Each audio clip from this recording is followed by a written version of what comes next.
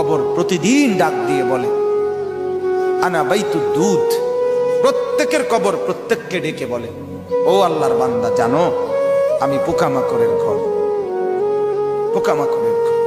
তুমি তো সেই বান্দা যে একটা মশা কানের পাশ দিয়ে উড়ে গেলে তোমার ঘুম বন্ধ হয়ে যায়, চোখ মিলে যায়। একটা মশার গুনগুন আওয়াজ সহ্য করতে পারো না। একবার কয়েল, একবার অ্যারোসোল, একবার মশারি, এরপরও তুমি চাও যে একটা মশাও যেন আমার কানের কাছে গুনগুন না করে।